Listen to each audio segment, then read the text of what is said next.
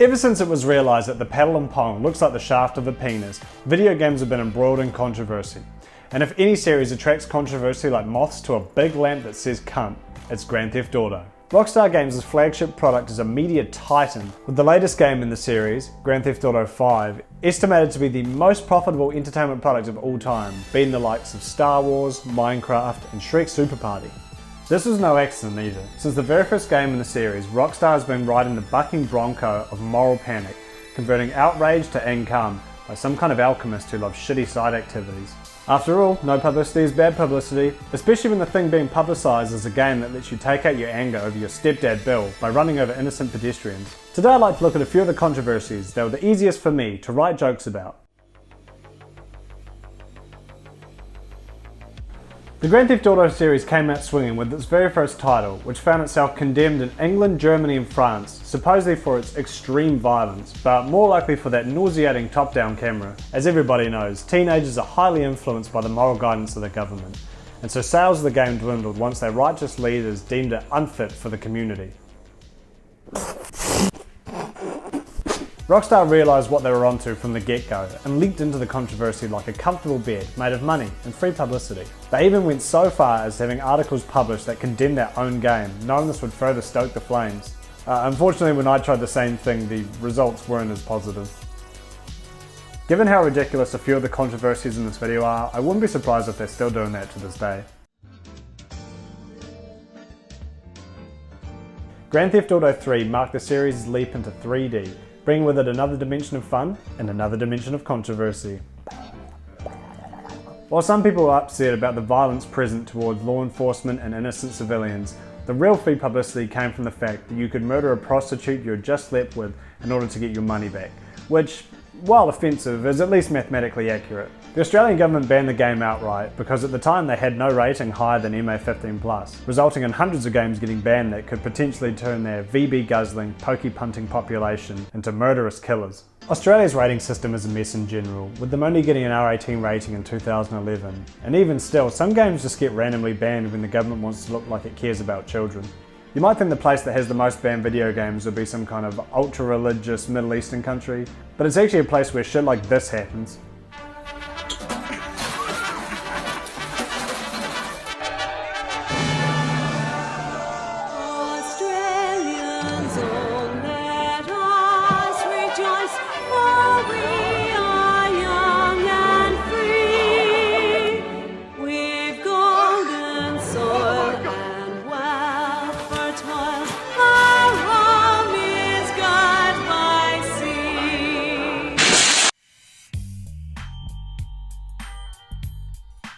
The hot coffee mod is noteworthy as it's probably the only controversy that harmed Rockstar more than it helped it, and also probably the only one they couldn't have predicted or engineered.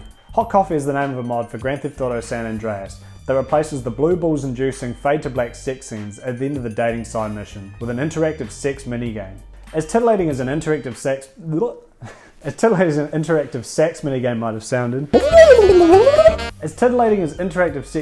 might sound, it's less $50,000 a month on Patreon and more mushing your sister's Barbie dolls together. That sentence sounded like it was going to end badly, didn't it?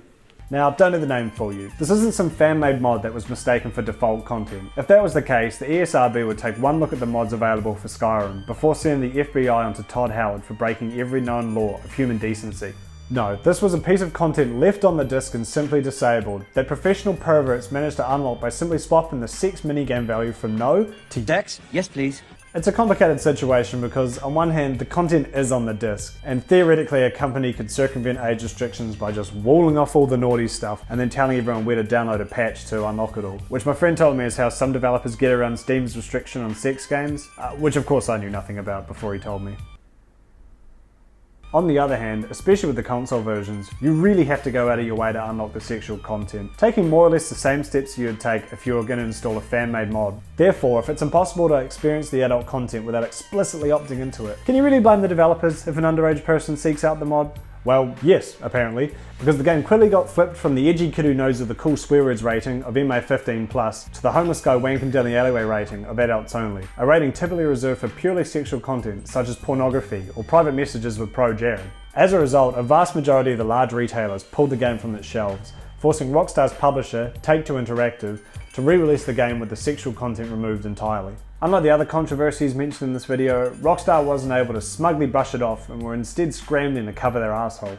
After all, this wasn't some moral outcry that empowered buyers with a sense of rebellion, but rather a legal mess that threatened their bottom line. While you could argue that the publicity from this helped drive sales of San Andreas and future games, you can't ignore the losses from the recalls, reprintings, and over $20 million in class action lawsuit settlement fees. So why would they have left it in? It's most likely because they repurposed or had components linked to other parts of the game. Much like in real life, the sex minigame uses the same controls the game uses for dancing, and at least one of the animations is used elsewhere in a cutscene that made it to the final game. Removing the minigame could have broken other parts of the game, so it was probably decided that it was easier to just wall it off than delete it outright, forgetting that people will walk through hot coals just to look at a picture of a breast that's implied to be on the other side.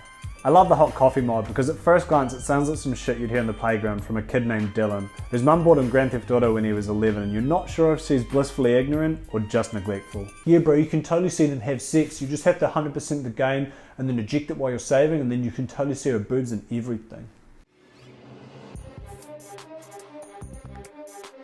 MAD, short for Mothers Against Drunk Driving, lived up to both their name and their acronym by rallying against GTA 4 for letting players drive while drunk in the game. And I guess in real life too, because it's a disc, so it's not really going to stop you, is it? No, like, I don't want to go too hard on them because many of them probably have lost someone to drunk driving. And as with a lot of these controversies, they probably don't really know how video games work too well, so they might be misconstruing some facts or not quite understanding how it all works. If you hear you can drink and drive in the game, and the only game you've ever played is SingStar 80s, you probably assume that the game is nothing but a series of fun drink driving levels, like some kind of twisted Need for Speed Underground. However, the only time you drink in the game are during optional side missions, and even then, if you choose to drive afterwards, your character remarks on how it's a terrible idea, you get a wanted level if you're spotted, and on top of it all, it's incredibly difficult to control. Alternatively, you can just choose to call a taxi and circumvent all of the above shenanigans. You could argue that because of this, the game actually encourages you not to drink and drive. MAD's demands of Rockstar continue a trend of begging them to commit commercial suicide by requesting them to stop selling the game out of a sense of social responsibility. Rockstar, of course, famous for their sense of social responsibility. By Grand Theft Auto 5, the general public had become desensitized to the fact that you can murder prostitutes and shoot up innocent civilians, and that's not even counting what you can do at Grand Theft Auto. Rockstar knew that shock sells, so in order to sell shock they had to shock a man in a cell. Torture was now the name of the game, or rather Grand Theft Auto 5 was the name of the game, and torture was just something you did for one mission. Still, unlike a lot of the other controversies here that centre around optional side content or the ability to kill police for points, the torture scene was a main story mission that was required for the completion of the game. As if it needed to be said, the anti-torture group Freedom from Torture came out and said, "Oh, hey guys, torture's pretty freaked up." Interestingly, none of the other activist groups I've mentioned have explicitly come out against torture. I think it's safe to say at this point that if any of these games do anything even remotely offensive, some niche activist group's going to come out and condemn them.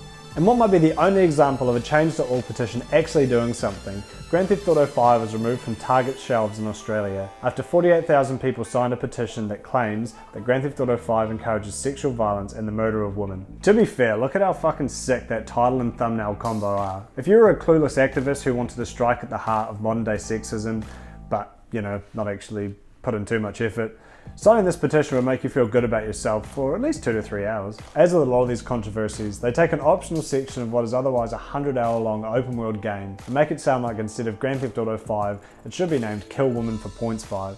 I mean, I personally didn't mind Kill Woman for Points 5. I thought I've got good memories of playing Kill Woman for Points San Andreas with my neighbour when I was 12. That was pretty fun.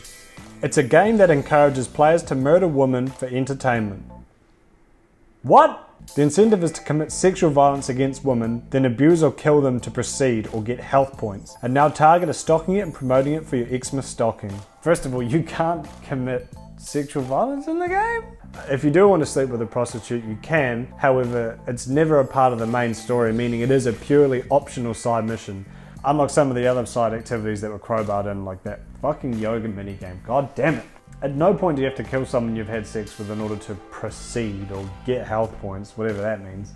This is Grand Theft Auto 5. This game means that after various sex acts, players are given options to kill women by punching her unconscious, killing with a machete, bat or guns to get their money returned. I think between this and the Mothers Against Drunk Driving controversy, a lot of it stems from the fact that people just don't understand how a modern open world game works, where it's less a series of levels where you try and beat the prostitute murder high score, and more of like a physics engine with no constraints. Parallels can be drawn from a similar controversy from Rockstar's latest game, Gun Shooty Man Die 2, which I believe US audiences know it as Red Dead Redemption 2. YouTuber Shirako had his account temporarily disabled after posting videos of him killing a female suffragette character, which is in no way encouraged by the game and only possible due to the simulator-like nature, which lets you interact with any civilian in any way you want, good or evil.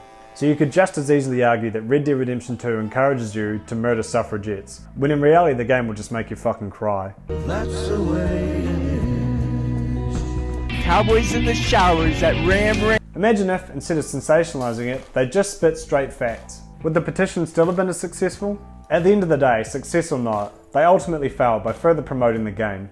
As any religious private school student will tell you, the more you restrict something, the more people are going to want it. Perhaps if they got it banned fully nationwide it would have halted sales, but do you really think someone's just going to go to one store, see it's out of stock and completely give up? Grand Theft Auto and Rockstar show no signs of slowing down, with the ability to tank any shit thrown at them like some kind of colossal feces monster. While not every controversy has worked in their favour, there's a reason the Grand Theft Auto series is as popular and as influential as it is today. People who come up against the series find themselves with a difficult quandary. Do you speak up for what you believe in, knowing full well you might further the success of the thing you're trying to decry? Let me know what you think. Do you think it's better to stand up and let your voice be heard, or ignore it and hope it dies a death of silence? Now, it might seem like I'm stalling because I don't know how to end this video, but that's not true. What I'm actually doing is... Hello, it's me, Mini Kudos. Thank you for watching my video. It's me, I am Mini Kudos. I'm not an imposter. I'm from Wellington. I like Weta Workshop. I like making swords at Weta Workshop. And it's me, Mini Kudos. Thank you, like and subscribe to my channel.